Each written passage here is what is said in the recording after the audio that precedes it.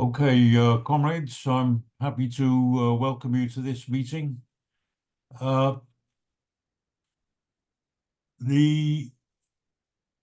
just like to say in the opening that as the world is rocked from east to west by mass protests and uprisings, one of the most inspiring recent outbreaks of mass defiance has been the Woman, Life, Freedom movement in Iran. And this comes after successive waves of unrest over the last few years, including widespread youth demonstrations and, of course, major industrial strikes. The current medieval theocratic regime was imposed 45 years ago at the cost of brutal repression, torture, and thousands of executions in the counter-revolution that followed the overthrow of the Shah, himself, of course, a puppet king imposed by US imperialism in the bloody coup of 1953. As today's mass discontent continues to simmer beneath the surface, and the entire region is violently shaken by the effects of the war on Gaza, the naval confrontations in the Red Sea, and all the other repercussions, how long can this hated regime cling on to power? We're privileged to have with us today two Iranian socialist activists, both now living in exile, but both who have direct links with the underground labor movement within the country. That's Aman Kafar of the Hekmatist Party and Murad Shirin of the Iranian Revolutionary Marxists tendency. They'll each speak for 15 minutes, putting forward their views on the perspectives of the struggle, and then reply to what I'm sure will be a lively discussion. So I welcome both of those comrades. First, I call on you, Murad, if you could open your contribution now, please. Thank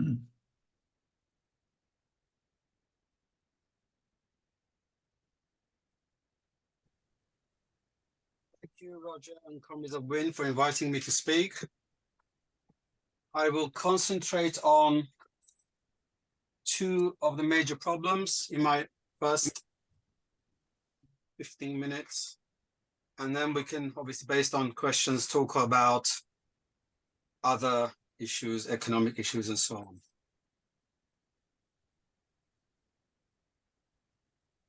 The Iranian working class stands on the ashes of two failed projects. On the one hand, we have the attempts by petty bourgeois intellectuals to create a revolutionary party on behalf of the working class, on behalf of the proletariat. This substitutionism is nothing new. It goes back to the 1960s. Iranian workers have a special name for this. They call it Raye Moabi, or guardianship. The intellectuals behave as if they are responsible for the workers. They have obviously good intentions in many cases. They're motivated by these good intentions. They claim to be educated, to have read lots of books about socialism, and they can write articles. And they create these organizations and then try and invite the workers to join them. They say, we've built this for you, you come and join us, and then they try to recruit them. And on this basis, they claim to be the vanguard because they have revolutionary consciousness. Can you hear me? You look yes. You look a bit stressed. They claim to be the vanguard of the working class because they have a revolutionary or a higher consciousness that the workers aren't supposed to have. And they've created many such organizations. But all these substitutionist attempts have failed over the past 60 years. They've also not only been failures, but during the revolution, they were catastrophic. During the Iranian Revolution, such organizations that were basically Maoist, Stalinist, or guerrillaist had obviously a two-stage strategy of revolution, which first of all thought there could be a first stage where the national bourgeoisie and the whole of the petty bourgeoisie were going to be considered revolutionaries. And they based everything they did on that. So many of them thought that Khomeini was somehow going to lead the revolution, and other bourgeois and petty bourgeois forces were going to be somehow progressive, and they followed them or cooperated with them. These groups were also very sectarian. So instead of encouraging the unity and independence of the working class as their number one priority, they were actually competing against each other for influence among the workers, for members to be recruited from the workers. So rather than helping to unite the factory councils, Shura, that were controlling production and in some cases even distribution, they competed to have their own members among the workers, among the activists of the Shura, the factory councils, factory committees. And in this way, it actually prevented the real unity of the working class. And this betrayal created a huge amount of suspicion and distrust about all intellectuals and all non-workers, all so-called outsiders, not just the people who betrayed the working class, but anybody who in any way could be classed as not as one of the workers, as being from the outside, and so on. So it took a long time for vanguard workers in the oil and gas industry of Khuzestan to begin to trust these so-called outsiders, Marxist intellectuals, to have at least a discussion with them, to have even a receptive ear to what we had to say. And fortunately, this has started to happen in the past few years. Now, the other failed project has been the attempt to set up trade unions or revived the old trade unions that were banned. So since the early 2000s, we have seen trade unions become active. We've seen them among the teachers, the bus drivers, steel workers, sugarcane workers, some oil workers, and so on. And after some initial victories, the regime has been able to neutralize them. The regime uses a variety of methods. In the beginning, they used to just kill everybody, which obviously is not a long-term policy, but they become better at managing these trade unionists and activists. So that through surveillance, harassment, jailing, and torture, and in some few cases, assassination, like the killing of Shahrukh Zamani inside prison, it's become basically ineffective to have trade unions. They exist in name, quite a lot of them, but they're not able to do anything as such. They exchange news and so on about each other, about their activities, other organizations, but they're not able to mount any real strikes like the Vahed bus drivers used to do about 20 years ago. So many of the leaders and top activists are either in jail or effectively inactive, like Reza Shahabi and two other leaders of the Vahed bus drivers. They're in jail. And at least 13 teachers are in jail, including Rasul Bodaghi, who's quite a main activist. So the attempt to have trade union activity like in Western Europe has reached a dead end, despite the big struggles that many workers have been in, and including the bus drivers, the Vahed bus drivers. What has taken their place has been the spread of struggles by clandestine organizations that organize strikes and protests. And the strike leaders remain as part of small groups that can't be identified, mostly can't be identified by the regime. And they call and direct action of the mass of the workers through a close connection with them. Obviously, they're among their own workmates. They organize them, they're interacting with them every day, but nobody can actually tell who is the organizer of each specific struggle. So in this way, some of the recent successes have been based on that kind of organization, underground, clandestine, and very few casualties in terms of the regime finding people and so on. So the workers have solved the problem of organizing industrial action under this vicious dictatorship. They have replaced the trade unions with these clandestine action committees. And that is how Ahvaz Steel, the contract workers in the oil industry, and many others have been organizing. The most important of these strikes and struggles have been the strike movement of the half-tape sugar cane workers. They had a number of strikes in the past few years, and they revived the old slogan from the time of the revolution, that of workers' control. And they came to recognize in practice, without reading any books by any theorists, that state ownership is just another form of capitalist ownership, and they've rejected both types. So I'll just read you a quote from Esmail Bakhshi, one of the main representatives of the half-tape workers. This is from November the 8th, 2018, where he said to the workers that they had two options. One is that half-tape is run entirely by the workers. We will form a committee and run half-tape consultatively. Don't worry, we have all the specialisms. Who else has managed half-tape so far? Have confidence. Have faith in yourself. We can manage half-tape ourselves. Then he goes on to say what the second option is, and that is that the state takes over the whole complex, and this is a big place. It has everything from lots of sugarcane plantations to sugar processing to an MDF factory, then a charcoal factory, and so on. All the byproducts are then, so the whole thing to be run by the workers. So the second option is if the state takes this over, the state, then this is the condition.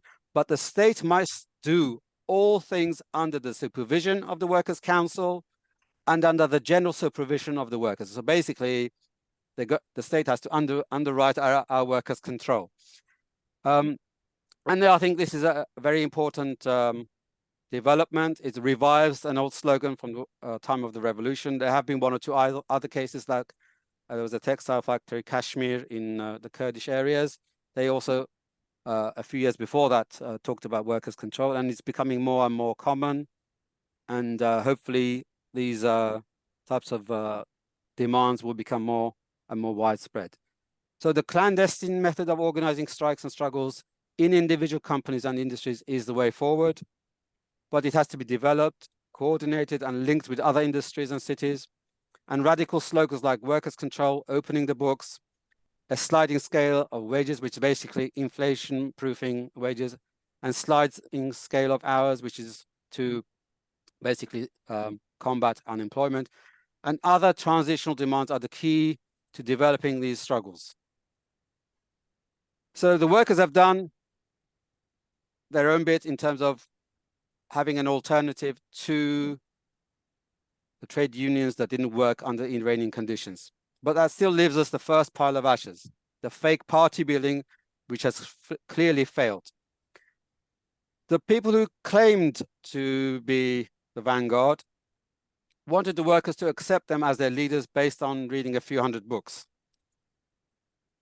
But the only solution to this crisis is actually, I mean, this is an international crisis of revolution leadership. So the Iranian problem is part of a bigger problem, and it's a historical crisis dating back to the Stalinist degeneration of the Third International.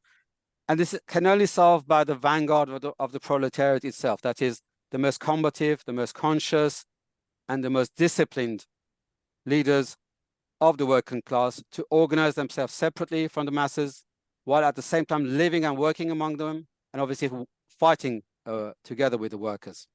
So every victory and defeat has its important lessons for the next struggle, and these leaders must be kept away from the pressures of bourgeois society and especially ideology as much as possible, so that they can maintain the lessons and the high consciousness that is gained from each struggle and fuse it with the genuine revolutionary traditions of Bolshevism, like Trotsky's transitional program.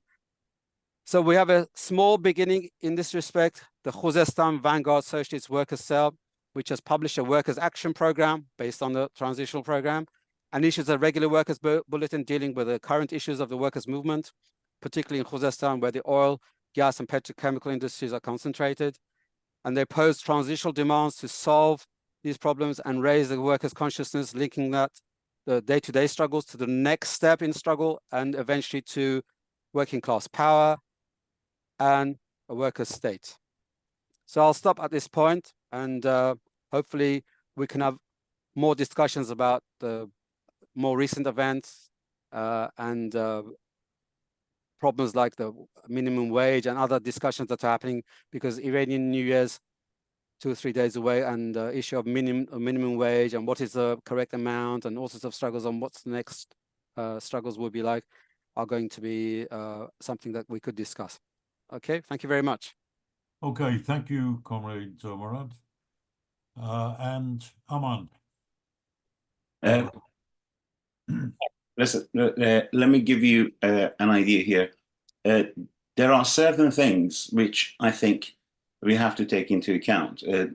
Issues of what happened in the Iranian Revolution of 1979 obviously do have a bearing, but the situation in Iran is very different.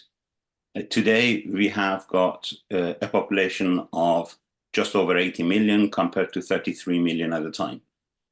Two, the level of industrialization in Iran is hugely different.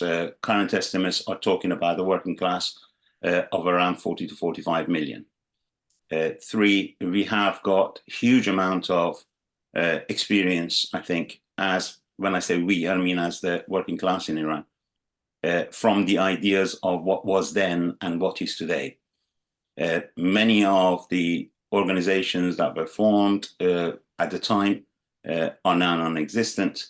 New ones have been formed. But what is actually happening in Iran today is a huge wealth of experience based on a variety of social events. These are irrespective of one's political view or that of a given political organization. Over the past 6 years, we had one major rebellion inside Iran. That was mostly on the issue of the living conditions and cost of living and inability to actually have sufficient means to live from day by day. This went across 80 different cities, took about nearly 2 months to 3 months.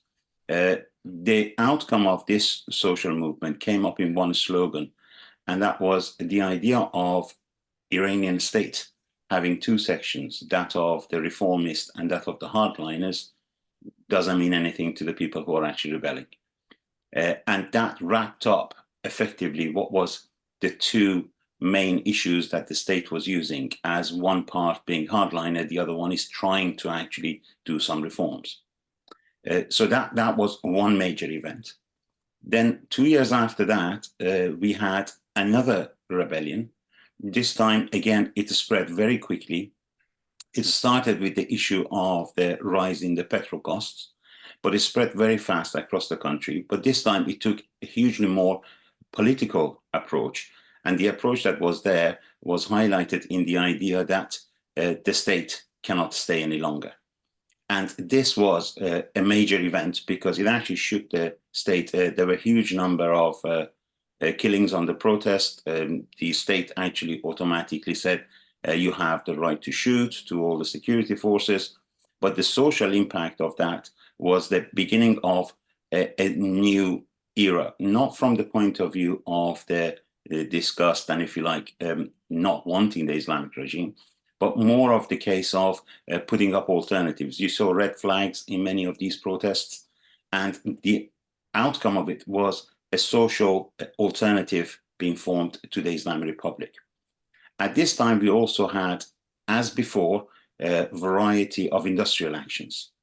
These industrial actions were formed against two parts. One part was what the state had done, and that was to break the big industries, and I mean the real big industries, whether it was oil and gas and petrochemical or auto industries, a variety of these. What they tried to form different types of companies. And these companies were headed by a variety of people. And the idea was that most of these were controlled somehow through their part of the state.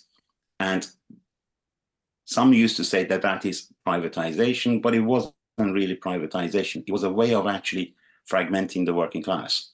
That was the intention. So, for example, if two people were working in the same industry before, now became part of two different companies. And this went on, and this has been happening at the background from some time before that.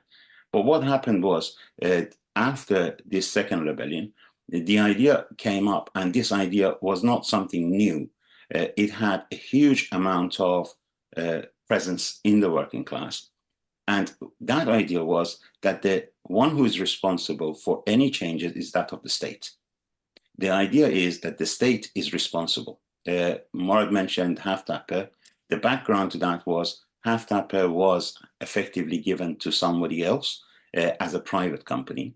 And the protest that took place there was against this issue of privatization, but not as privatization as is commonly known across Europe, but more the case of the state having the responsibility. This was the slogan of the workers across different industries, that the state is responsible.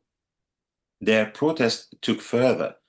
One of the, in fact, actually, at the end of the day, that protest led to the removal of what was called as the privatized section, and the state was again put in charge of running the complex.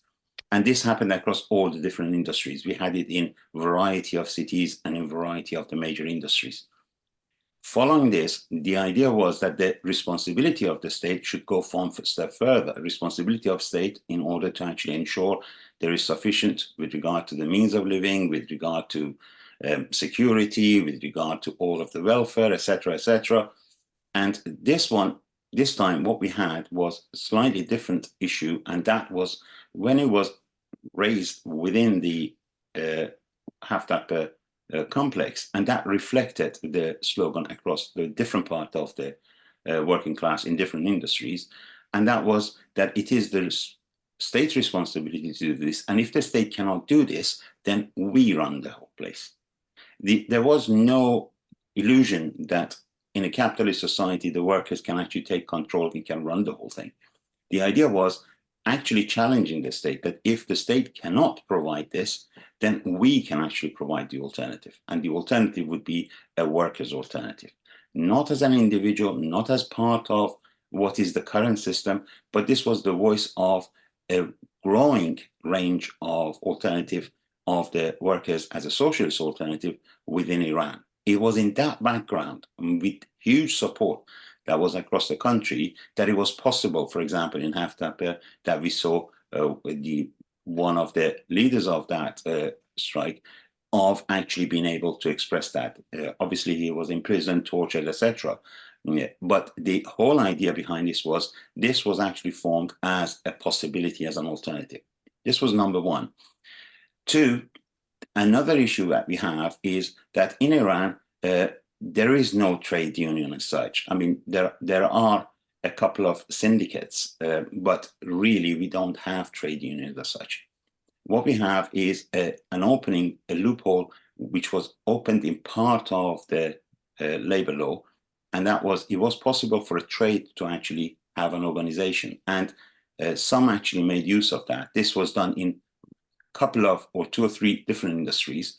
The idea was not that there is an alternative as a trade union, though I personally think that any form of organization that the workers can take to resist the Islamic State, one, two, to safeguard their position, any kind of organization, whatever they decide, is perfectly legitimate and should be supported. But in any case, throughout the past 30, 40 years, what has always happened is that anytime workers actually got together and they had representatives when they went on any industrial action, immediate backlash followed. So what we have in Iran, and this is pre-revolution time, and it has spread all the way through, and that is that they represent themselves as a body. This body is the General Assembly. This General Assembly in Farsi, we call it Shura, which is another name for council or Soviets, as we know it in the old USSR.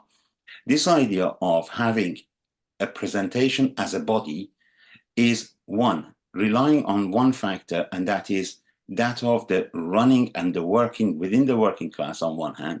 Secondly, is definitely one way of ensuring that it is not possible for the state to not only pick up individual representatives, but also to safeguard themselves. So there is nothing clandestine in here. The General Assemblies are a form that takes place in Iran and has been taking place for many, many years. It has decades-long history, that of the complex of Haftarper, that of the oil and gas workers, that of the many other industries, they all have all the time, have always relied on these General Assemblies. So what they do is they don't actually pick up in these General Assemblies their representatives to go and talk to the management. What they do is they always say that we hold in the General Assembly, the management comes to it and answer all workers. So other than the issue of security, it's a way of actually ensuring that everybody is there, and therefore it presents itself as a united body. And this is commonly happening, and it has been happening for many, many years in Iran. The whole work of, for example, Haftarpet was based on this. Currently, the steel workers is based on this. The steel workers of Isfahan have also done the same. And in all of these, what they say is they actually, when they actually have an issue, when they do take industrial action, then they tell the management has to come to these meetings and answer. So it's not the case that they are doing anything which is hidden. It's not clandestine from that point of view. Quite the reverse. It's quite open. They identify and they say exactly when the General Assemblies are taking place, and management is invited to those meetings. And that is the only way they can actually present themselves as a body. And these have been growing and are there non-stop. What the socialists have been doing, what we have been doing is making sure that this formation of General Assembly, the movement for General Assembly, which is one of building Soviets and councils, becomes a norm, not from the point of view of its taking place, but from its regularity, making sure that every issue is there, and irrespective of whether there is a protest action or not, they actually take place. So therefore, you have continuous build-up of some means of mass presence of the workers against the management and the state. So this is what is actually happening. Right now, for example, the steel workers have been calling their General Assemblies. They have been having it once a week, and management is actually set to actually answer any question workers have in these General Assemblies. And the same has happened across different parts. The third issue, which happened about a year and a half ago, when we had the issue of the woman life freedom, was a huge spread based on another thing which is actually taking place. Now, these two maybe seem very different. The issue of women is not just an issue of women in Iran. The issue of women is important because the Islamic Republic, or the way capitalism works in Iran, is through the use of religion. Islamic Republic came into power and the suppression was done under the name of religion. And part of that is considering women as a third class, etc. So this movement of women has been taking place in Iran long. All of the other struggles, similar to the working class struggle, has been taking place throughout the country. And if we consider that part of this has also meant that in Iran we have a huge workforce, and a large, considerable section of that workforce are women, and in many parts of the society, women are actually the breadwinners. So therefore, the presence of this and the link to that of the working class to anybody who is in Iran is one and the same movement. Is one and the same movement because it, one, challenges the state at one hand, two, challenges the Islamic laws at the same time, and also it is linked because they wanted to have equal rights, and that equal rights form what is known in Iran commonly as the fight for equality and freedom in all its respects. Now, this has had a huge impact. What happened was here, that formation of the alternatives, as I said, did take place. So the two alternatives that were in the society, not now, but quite some time ago, became very much to the fore of recognizing one thing. One, the Islamic Republic could go. A revolution could happen in Iran. Nobody is controlling that. That could happen at any time. The Islamic Republic could fall. The question is, what would be the alternative as what should replace it? And these alternatives, in terms of one as a socialist one as part of the bourgeoisie, which is wanting to actually hand over the power from the top. And we saw this during the women life freedom movement. The right wing was all the time saying what we need is acceptance of the EU, acceptance of the US, variety of bodies, and they had their own 3 color flags, and they were all running around trying to say what we can do is we can actually take over from the top. So mimicking that of the 1979 revolution, but the society has changed and that was rejected. Now we have one other thing which I think is important to mention in here. At the same time, because of the relationship that Iran has had with the US, and obviously the change in the world, we're going from a bipolar to single polar, and then from single polar, we're going to a multipolar society. All of the states, not only in Iran and everywhere else, they have seen a possibility of a choice. And Islamic Republic has seen this. The idea that the part of the state was having that in order for us to get through was to talk through this issue of nuclear weapons, etc., to be acceptable back into the international market. That idea, when it actually fell flat on its face, that meant that section of the top level of the Islamic Republic does not have an alternative. And therefore, automatically, the idea became the change from the top. So in the recent election, this is exactly what we saw. It was another filtration, another harder core, another one closer to an alternative which actually says and goes on the same old rhetoric of we are against Israel, we're against the US, etc. But at the same time, economically, they recognize the need to joining in to the international market. Iran joined BRICS from this point of view, relations of Iran with Russia, relations with China, all of these grew in this background. Just so that you know, you've had 15 minutes, so I don't want to break the flow. Let me just wrap up there. Right at this very last minute, there is also one other thing, and that is the issue of what is happening in Middle East and that of Palestine. That is a big issue as well.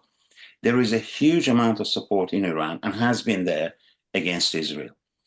Just in the 1979 uprising, one of the first things that the oil workers did, that they actually banned and closed all of the oil to, at the time, apartheid in South Africa and that of Israel. There is a huge movement of support, and that support, they're facing that of the Islamic Republic that plays rhetoric to the word of Palestine, but effectively they want to have the continuation of the same scenario. In this bit, what we see is a still protest. So far this year, Iran has had from 200 in 2022 to 500 in 2022, coming to the end of it, executions. This year we've had about 800. The only answer that the state has is executions and suppression. But one thing that they have taken into account, and one of the best ways that they have found in order to actually suppress the workers, is that of the living standards. Lowering of the wages, non-payment of the wages, etc. So there is a struggle for recognition of the sufficient means of living. These are the main things that are taking place, that of the rights and equality across the country, genders, etc. We have the issue of the workers from the point of view of wanting the state to provide the welfare and disillusionment with any kind of alternative that could be done from the top. 3, the difficulty. And the difficulty is that movement to become national, not as its demands, but in terms of its organization. And I think these are the main issues that are actually being tackled with in Iran. The issue is not the type of the organization. That is already there and that is embedded in the society. The issue is not an alternative, but it is the struggle between these, which is what determines the future of Iran.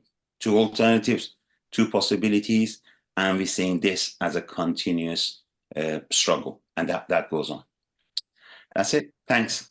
All right, thank you. Thanks very much, Aman. Thank you. We've had 2 very clear introductions. Who wants to ask a question or come into the discussion?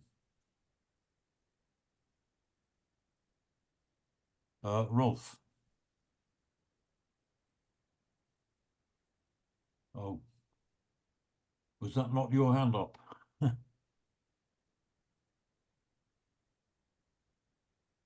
Okay, any other comrades? David.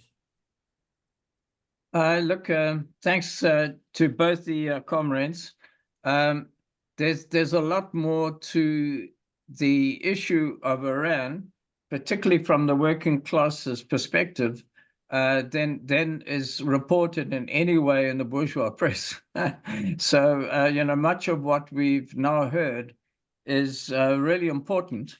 and it takes a while, I think, for us to absorb, what's happening, because we have all heard the news of the women's movement, the continuing defiance by women. So it's not a movement which has come and completely gone, although there seems to be enormous costs, to making a stand. But at the base of society, we're very interested to understand, what's happening in the working class. Some questions then, are strike figures kept, by the state? Do we know where we are, say, over the last 5 years or so in terms of that? What we do seem to have is, all kinds of quite, interesting, strategically interesting issues which relate to how to struggle, which, from our South African experience are very interesting. We used to have huge debates about whether to have works councils, which were semi-legitimate under apartheid. And I was one of the advocates that we shouldn't do that. We should insist on forcing the issue of workers to become organized out, as a group, is distinct from any state incorporation. But it's a tactical as well as a strategic issue. So, I'd be interested in a bit more information, on that. And the other thing relates to the last point, which is in relation to Gaza. Quite apart from the fellow feeling which, we as a socialist feel for the terrible oppression of Gazan people and opposition, to the Israeli state, is there a sense of real nationalism, among sections or, in Iranian society, which is this being used by the theocracy to be able to, to pull things together, to defend themselves in making unpopular decisions, and so forth. And then finally, there's some question in relation to technology. It seems as though Iran has been able to develop in quite an isolated way some new technologies. Not exactly we welcome them, but in terms of being able, to produce drones and other kinds of military equipment which are cheap, and which can be, obviously, that affects the ability of the state to be able to gain income and foreign currency, and to be able to trade in a particular way. Can I end by saying that, in South Africa in the 1960s, we had thousands of Iranian workers in South Africa. It's amazing to think that, and they went on strike to the surprise of the apartheid regime. And they helped build up the oil industry in South Africa, which is it's more the refineries and the like than the extraction of oil itself, and oil from coal. So there have been those kind of contradictory relationships where Iranian workers have used the relative, I wouldn't use the word freedom. Can you imagine any freedom under apartheid? But they use the relative distance from the Iranian state in an earlier period to have mass demonstrations and mass strikes when they were away from Iran. Thank you. Yeah, thanks, David. Any other comrades? Any questions? Any discussion points?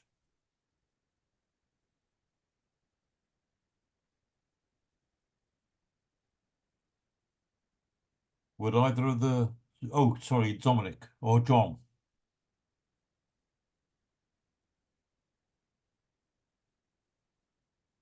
You're muted. Okay. Yeah. Are we unmuted now? Yeah. It's just a question. Recently in Britain, there was a by-election in which George Galloway got elected on a programme, basically, of a ceasefire in Gaza. He got quite a substantial vote for a by-election. Now, George Galloway has, to put it mildly, a very checkered career as far as the labour movement's concerned. Now, on the one hand, where there was quite clearly a lot of support for the programme of a ceasefire in Gaza, and there was a large Muslim population in Rochdale, which was the constituency in which he was elected, it was also clear that there were a lot of other people, apart from Muslims, who voted for him because the other parties were basically obliterated. He got well over 50% of the votes, some 12,000 votes. So I'm not sure it was a 12,000 majority.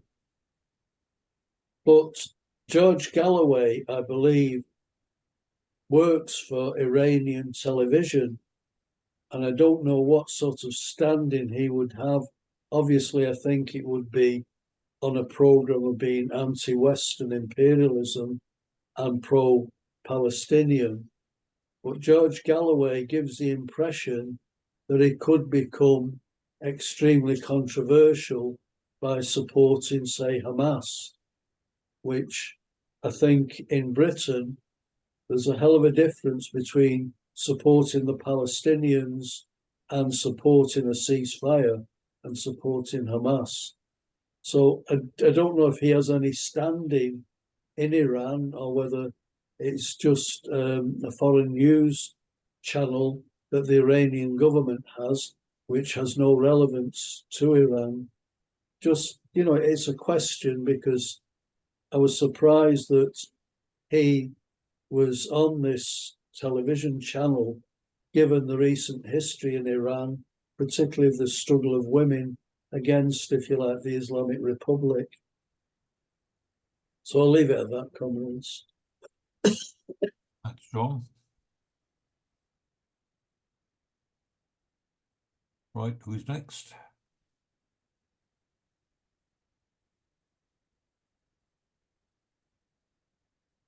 Well, Murad or Aman, do you want to come back?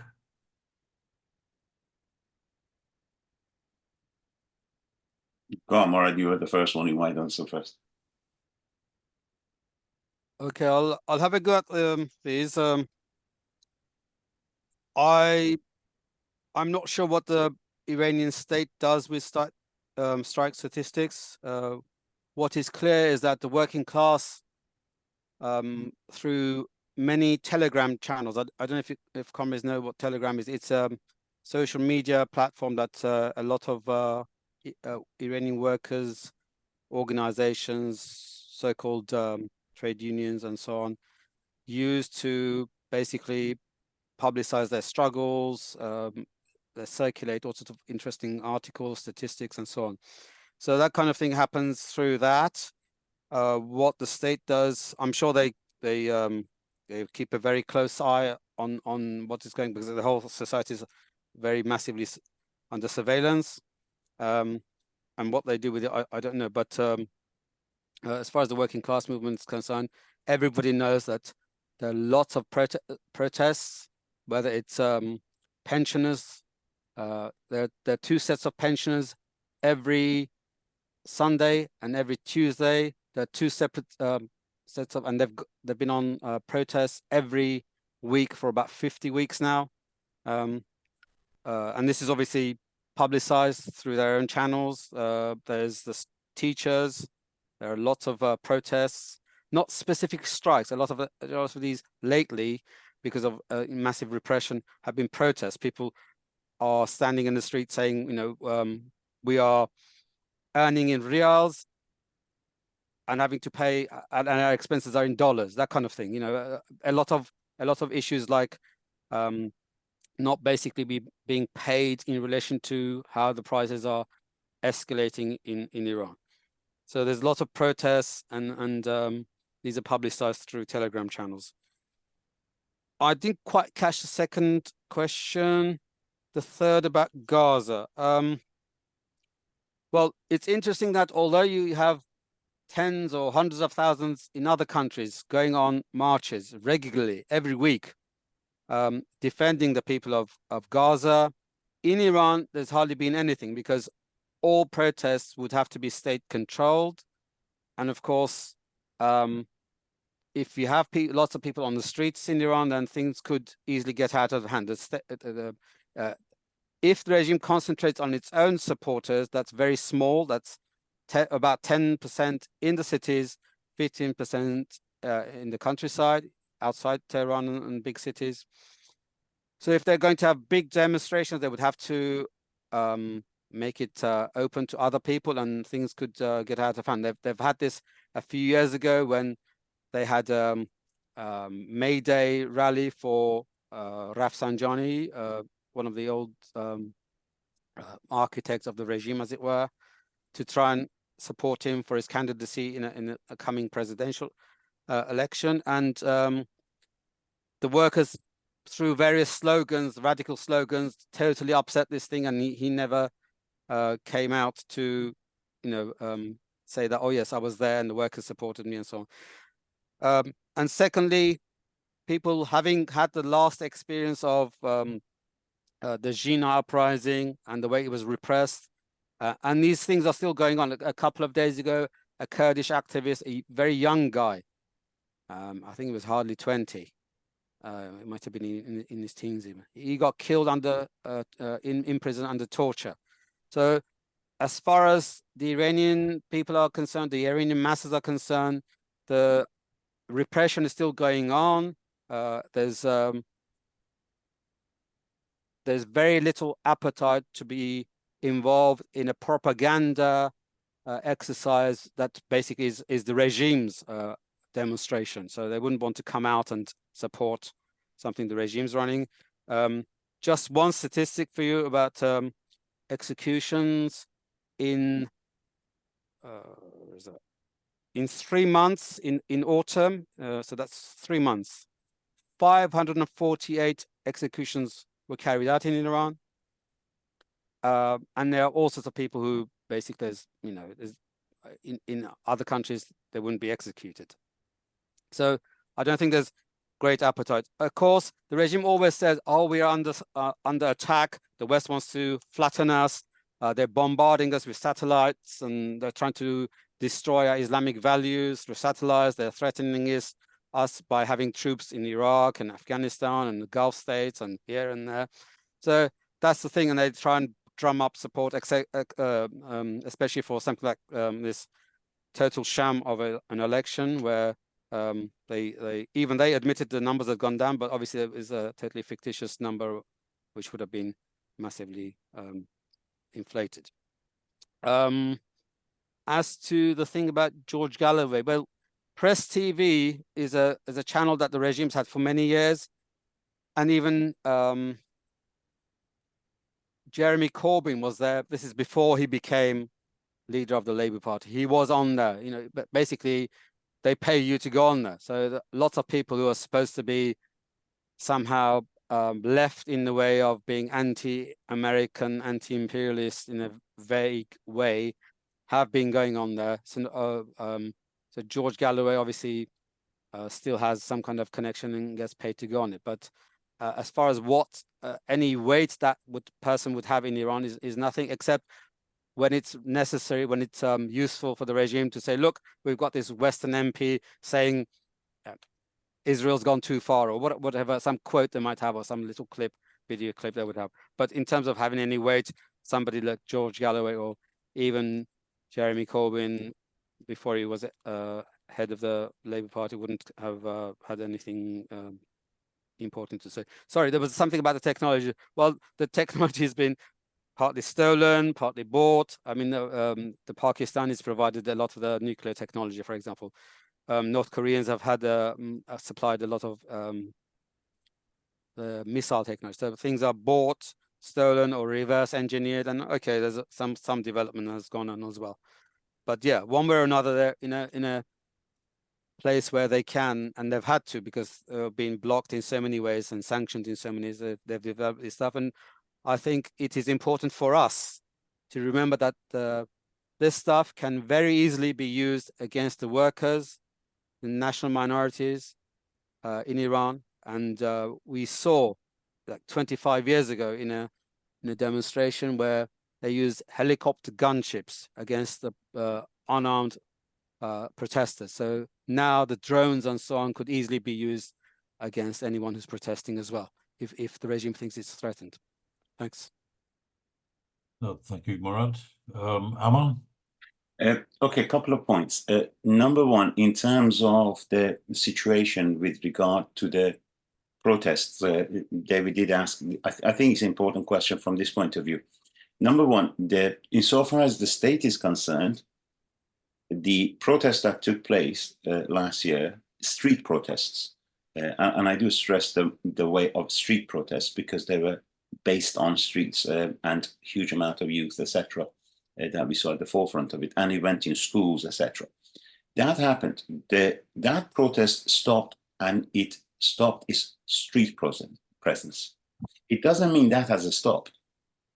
What has happened is, with regard to this movement, the Islamic Republic gave the impression, and the West, I think to a large extent, I could say, the right-wing media that actually has got access to the Western media, what they actually did, they said, because they were rejected, they said that has finished. In fact, it hasn't. It just doesn't have the street venue that it had before. That street venue was not long-term. It could not have carried on forever. Everybody knew that that has a life. It has a short life. You can't actually be on the streets non-stop. People have to go to work, etc., and that doesn't work. So there is a limited, if you like, section of that. But in any case, that has stopped, and its presence in the streets has stopped. But the situation has not changed. In fact, what has happened since the protest that took place on the woman life freedom has continued drastically across the society. Everybody says, including the state authorities, that the situation can never be reversed. What does that mean? First of all, the state has actually withdrawn all its morality police. Then they tried to actually bring in another section that they said they would look after the issue of the Islamic laws being observed. Then they had to take it back. Then they said they have got a new legislation that they are trying to pass through the parliament, and it took them ages. And what they found out is that if somebody actually is not following the Islamic dress code, then they would be warned, and then after the second warning, then there would be a fine. Now they've said, no, that has become a law. But in fact, the situation in Iran is not like that. What is happening in Iran right now is that the idea of having to wear a veil is not existent. The state cannot enforce it. Any videos across Iran would show that there are a huge number of women coming out, and they are effectively without any dress code. In the state or within state organizations, you have to wear it to get entry to the workplace. But insofar as the real scenario of real society concerned, that is not there. And the state has accepted it. It's a de facto, they can't actually withdraw it, but at the same time, they cannot force it back. Even, just to give you another example, even one of the protesters who was actually held, and she said that they wanted to have a second court for her. That second court, she said, I will only take part in this second court if I do not have to observe your Islamic dress code. And they can't even enforce it. So even within prisons, they can't enforce it. What I'm trying to say is the Islamic Republic does recognize they can't push it back. The society has changed, especially after these processes. They can't enforce it. But de facto, they have accepted that they cannot do anything about it. And that is what is happening. So insofar as the society is concerned, society doesn't feel that they have lost. Nobody in Iran thinks that they have lost and they have been defeated. That's not at all existing. So what we have is still that protest going place with literally enforcing and enacting that idea. This is one thing. The Islamic Republic cannot enforce that, and they recognize this.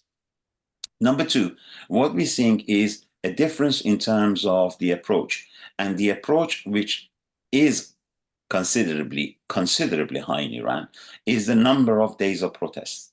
Number of protest days and number of strike actions in Iran are actually produced, they are kept, and the Islamic Republic does produce them. It's done annually, and every year they produce the number of industrial strike days.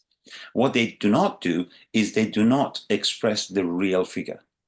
So when you look at the figures of the Islamic Republic, you would see the figures there from the National Statistics Office, but they are not representative. How do the actually workers in Iran do it?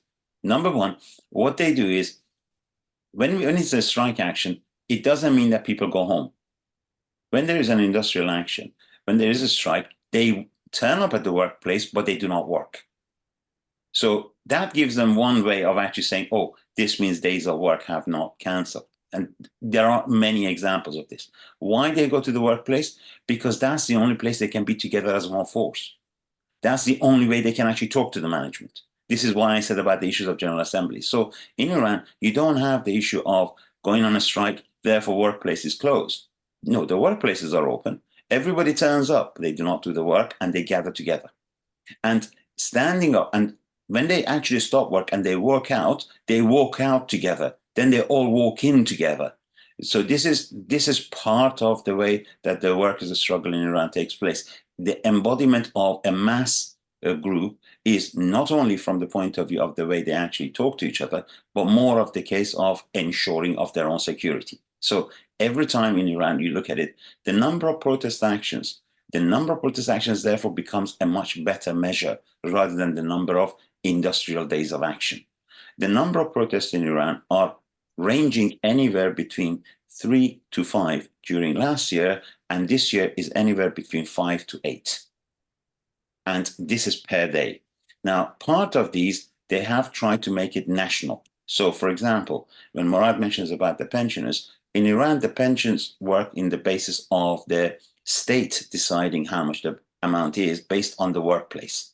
And there have been huge amount of corruptions, and they have cleaned up the pots of the pensions. So people who are coming in, they actually do not identify themselves as pensioners. They identify themselves as, for example, pensioners of telecommunications, pensioners of the auto industry, pensioners of textile industry, pensioners of the steel industry. And like the pensioners of the oil and gas petroleum industry, while the oil and gas strikers were taking place in the variety of petrochemical factories, these people actually joined in at the same time outside the gate of the workplace, and they said, we want ours. And one way of nationalizing it is, and stretching it and making it general, is that they have called, different groups are calling it, and they have got days of pensioners. So you have some days that certain sectors of the pensioners, they actually all protest across different cities themselves, and similarly for the other ones. So these protests are continuous, they're not stopping. But their demand is they want to have better standard of living from the state. The ones who actually are making the change, and this is the bit which is the Islamic Republic has got hold of, they can't force it socially in terms of the situation in Iran because the society has changed. But what they do is the best tool, and I think this is always, anybody who has done a single day of work would know that the best way to actually stop the protest and the best method of suppression is not guns. The best way of suppression is through wage packets. And this is what is happening. The Islamic Republic has no interest of controlling inflation, has no interest in controlling the value of the currency. Their interest is to allow it to grow. So therefore, everybody literally hangs on to the work. And this is the tool that they use. The tool is the way of taking away standards of living as much as possible. And therefore, you see huge amount of protests in variety of sectors against the current wage conditions. And this is one thing which takes place, and it has been the tool that the Islamic Republic has had. And protests for improvement of wages, etc., are taking place continuously. It's not a day, but Islamic Republic has got a calendar. At the end of each year, they identify what they call the minimum wage. And the way they do it is by a tripod. This is state, the institutes of, variety of bosses, and then they have their own Islamic councils, as they call it, as representatives of workers. It is the same people who actually go to ILO. So they sit down and they see what they can do. Even if those workers were not totally committed and part of the state, they got one vote compared to the other two. So at the end of the day, there is no such thing in terms of the achieving of the wage labor. But because it is at the end of the year, Iranian year, which is in about 4 days' time. Because it is in during that time, the whole society at the moment is going through protests or discussions, if you like, with regard to the issue of the minimum wage. And that is one way where we see the huge amount of political discussions taking place.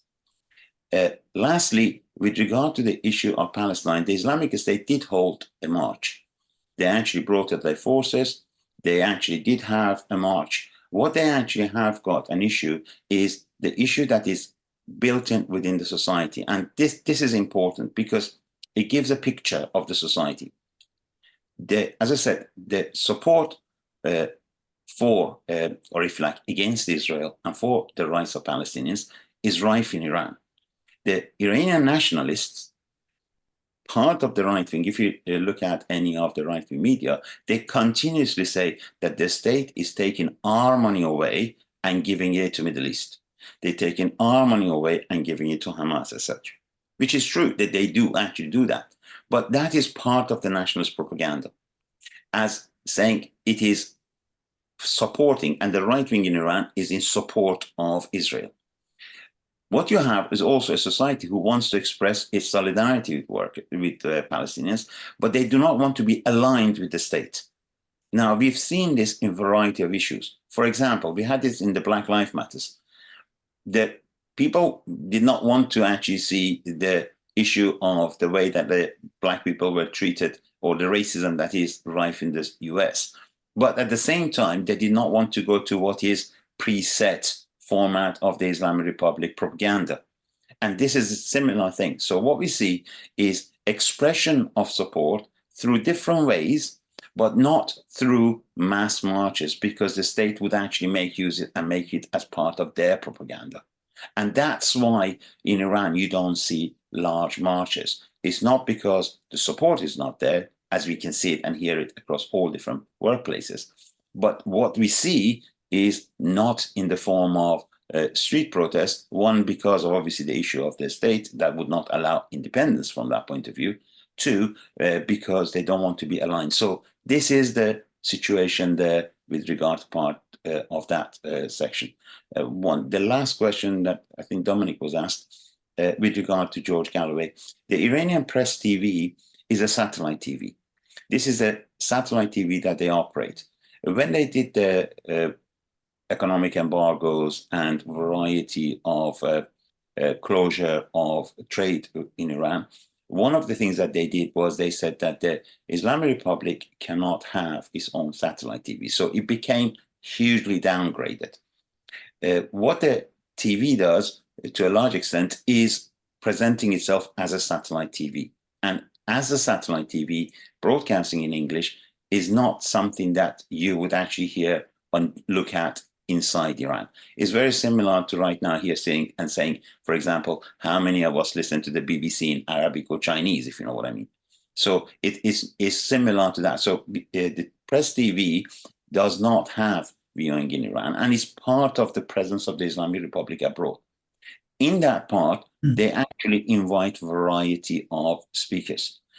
All media outlets, whether you look at ITV, BBC, etc., when they invite somebody to come in, they usually make some payment, always. The typical rate is, for example, around just presence about £50, it goes to £100, depending on how often they do it. But all media outlets actually provide that. I do not know if George Galloway is one of those who's on the payroll or is getting that payment. Similarly with Jeremy Corbyn at the time when he was invited to come and speak. They don't work for Press TV. They may be having some relation, but I wouldn't know. In any case, insofar as the Islamic Republic media is concerned, even the one in Farsi does not have that much of an audience, and even there has been protest and industrial action taking place within the central Islamic media in Farsi. So I don't think that there is an issue with regard to presence of George Galloway representing anything or having any influence in Iran. Is part of the overall propaganda, and I think that that's about it. Similarly, with anybody else who goes, if you and I or anybody else goes to ITV tomorrow and have a chat, I think unless we're on the payroll and we work differently, then that's a different issue. But insofar as the general media is concerned, The Press TV is another satellite, and you can't get it easily everywhere. Same as, for example, you cannot listen to the Russian TV nowadays because it's banned, and you can't even search for it and get it on Google. So it's similar to that. It doesn't actually have that much viewing outside Iran either. I hope I've answered your questions. Yep, very thoroughly. Thank you. Any more questions or points of discussion? Dominic.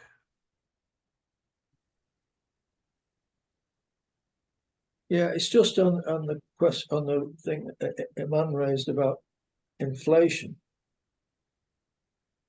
Is it the situation? Have I understood it that you've got a inflation is let rip, and at the end of the year there's some adjustment to try and sort of calm things down, or is it a situation where it's almost a permanent thing that inflation is let rip?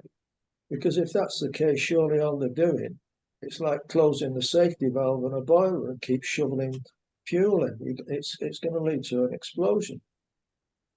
You know, people aren't going to sort of get to the stage where they're working and they can't afford to eat, which is what would happen if there is no sort of relief in wages. So it seems it's not a sort of permanent solution as far as they're concerned, as far as the regime's concerned, in keeping workers under control. Yeah, unless they do some relief each year, and that'll soon wear out as well. So it's more like stoking the flames of change and demonstrations and all the rest of it, rather than coming up with a solution, which, you know, you'd say maybe reforms might pacify some people, but sort of cutting the wages sort of just through the means of letting inflation rip or devaluing the currency is what they're actually doing. You know, it seems no solution whatsoever. You're absolutely correct. It is not a solution. What is the case is when you look at the inflation figures, when you look at the state, the Central Bank of Iran at the moment has identified the inflation and has said that the minimum line for poverty, it should be 30 million reals. Now, this is in local currency, 30 million reals. And this is not even the number that they actually are having agreed to it. The state's statistics does say something like around 51% is actually below the poverty line. So it is a means that they're using. Insofar as the inflation is concerned, they do recognize how much is the value of the inflation, but the value that they actually give for the increase in wages is not equivalent to that of the living wages and according to the inflation. So that does not match. It is absolutely true. Let me give you another example, and this is common in many countries. In Turkey, at the moment, the inflation is just set at below 40%, whereas the recent study by an alternative party, or an alternative part, that actually identify what is the real inflation, they said the real inflation in Turkey is 120%. In Iran is very similar. What you see is the figures that they actually provide for inflation is not realistic to a large extent. What does it mean? Absolutely what you said. A large section of society is now living below poverty line. Two, what we also have is inability of a large section of society to actually be able to purchase the basic goods. So what we have is huge amount of homelessness, people who actually sleep and eat anywhere possible. We have huge amount of child labor and variety of issues. It is true, that's what I'm saying. They're using the issue of the pay as a means of suppression. So it's supported by the security forces, but it's a way of suppression. And that's what is taking place in Iran. Today, what they have said is, considering that the central bank has set 30 million reals to be the poverty line, what the representative of the workers, or the Islamic State's representative of workers, has said, we would not accept anything less than half of that. So even the states, when they agree with their own representatives, they're suggesting around half the value of what is considered to be that of the poverty line. So they are using the issue of means of living as one method of suppression, and it is continuous. Does that mean that everybody gets that minimum wage? Statistics in Iran show something like 20% of the workforce is at that level of the minimum wage. This is according to government-owned statistics. They say another 50% is reliant on the minimum wage, but they get about twice to 2.5 times that of the minimum wage. Then they have another 30% that gets 4 to 5 times of that minimum wage. So this is how the strata of the dependency of minimum wage is. But that minimum wage is considered to be that which is for a family of 5, 4, I think it's 5, a family of 5. So it doesn't, when you don't have any welfare at the same time, when there is no state provisions, the fact that how much they set this is not an issue. What is the protests which are taking place? Last year, we had this as a call out, and a large sections have actually done works on this. And what they have done in many workplaces is that they say, irrespective of the time that the state decides to call it the date of the minimum wage, irrespective of the people who actually decide this, there are several requirements. Number one, that the standard of living should be something which should go up, and it should be decided by workers' representatives.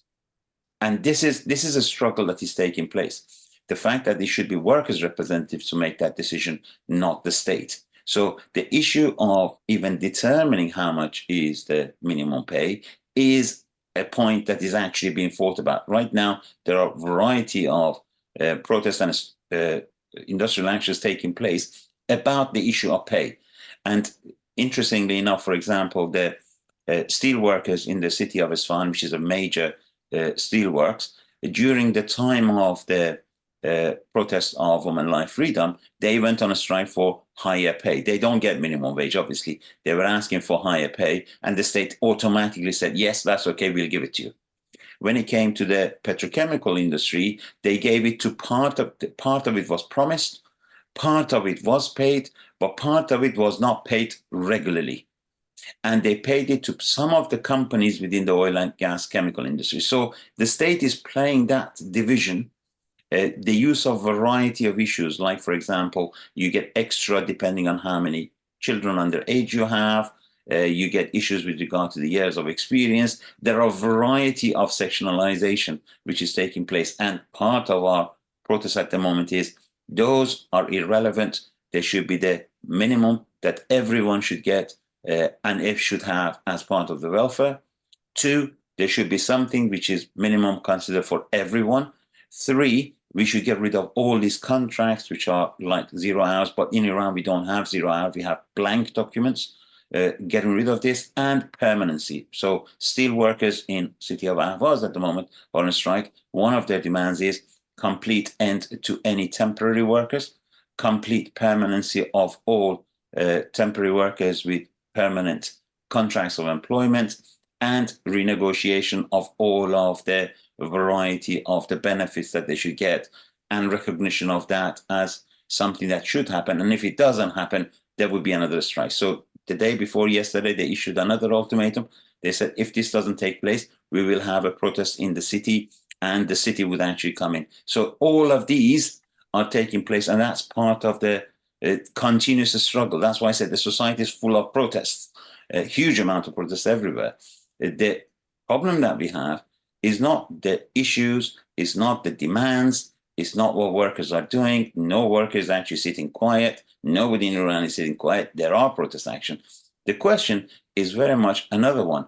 How do we ensure the winning of the protest and guaranteeing it? Obviously, through a revolution will come, but how do we actually start doing this? And the question in Iran, which I think is something different from that of the Middle East, is how do these different protests could become linked as one?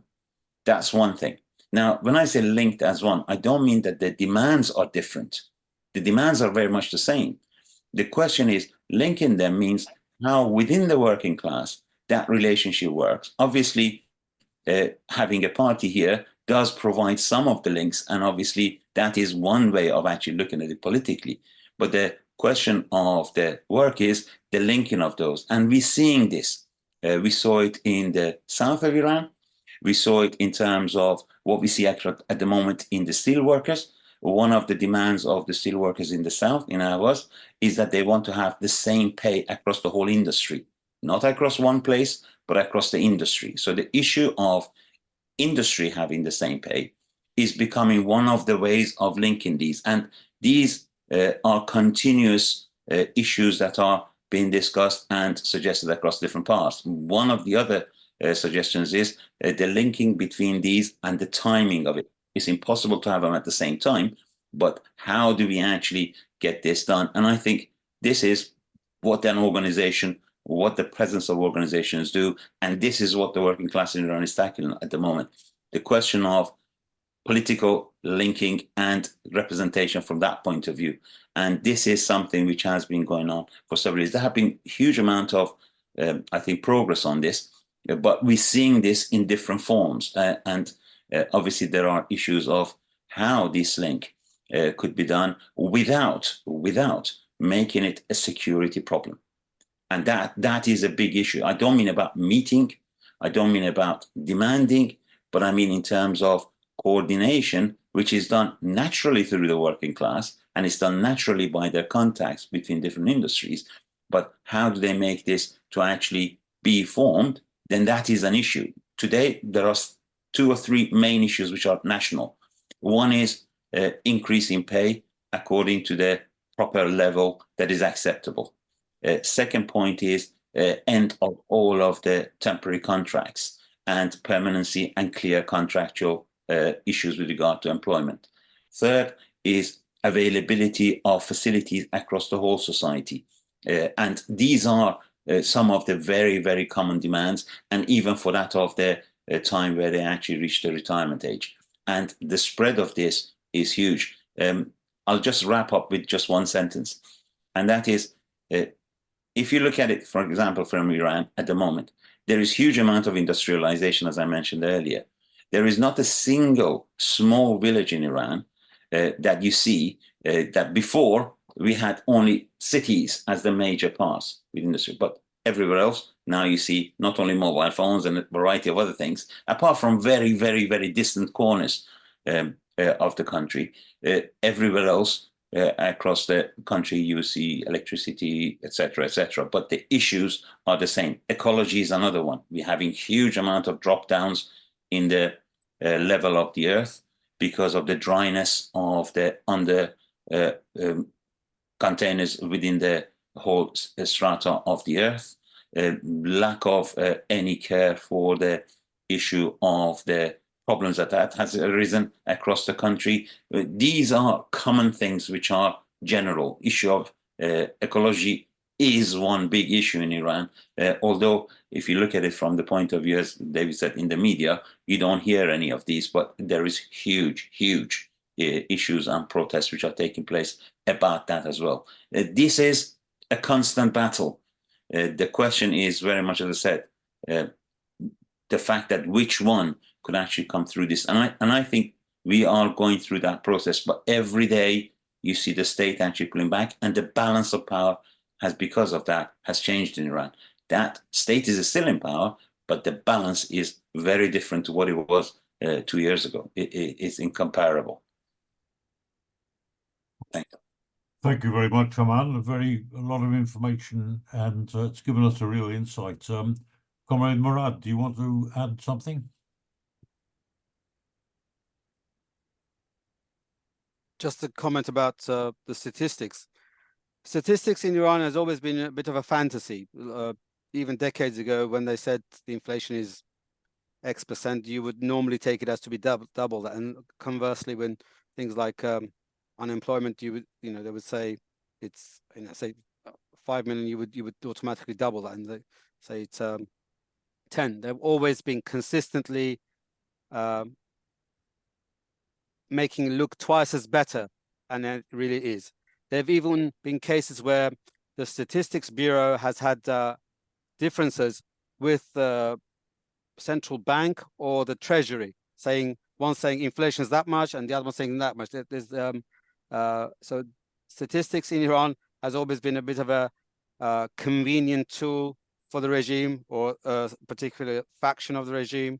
When they even say it's, I don't know, say 40-something%, you look at individual items like oranges, 130%. This is from December, unfortunately, it's a bit out of date. Or cucumbers, 130%, apples, 100%. And this is, again, official. So as to how people experience things, it's basically a huge percentage of the population is below the poverty line. There are children eating out of bins. There's massive child labor going on. And of course, if you're a woman, you're open to exploitation. And again, small workshops, the rates of exploitation there and the rights there are much more severe. So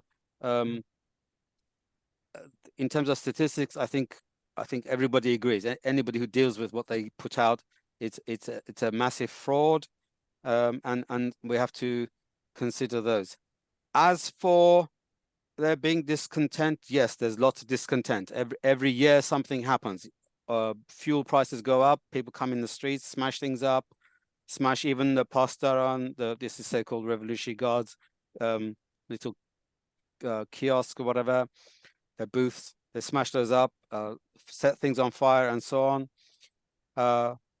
and then the regime is able to suppress it. Obviously this time is not the same as previous times. The extent of involvement of women, young women, especially young women, and even schoolgirls in the whole process has been such that society has changed. There's no way of going back to it.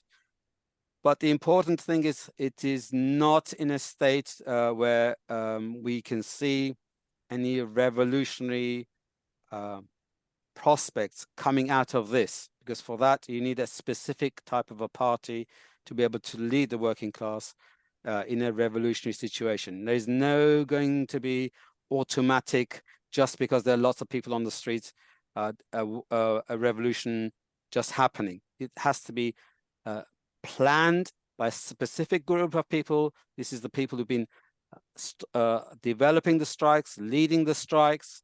They're the most conscious section of the working class, and they would have to be planning for the overthrow of the regime based on their revolutionary program, while being within the class, not under the pressures of the whole class. And the idea of general assemblies, yes, general assemblies do occur. This is where everybody gathers in a workplace and they discuss things and they ask the manager to come and talk to them, and the manager comes and makes a promise and he goes away. Sometimes he does stick to the promise, most of the time he doesn't. But how do we get to the General Assembly? Who has planned the General Assembly? What takes place in the General? All of this takes place in a specific place by a small number of activists, the vanguard. And that is the place we have to aim for, whoever wants to be effective in terms of leading the working class to build a party that can overthrow the. So although the workers gather openly, there is organization behind that. There is, like any public meeting you organize, you have somebody, for example, has to bring whatever has to be done, call everybody here.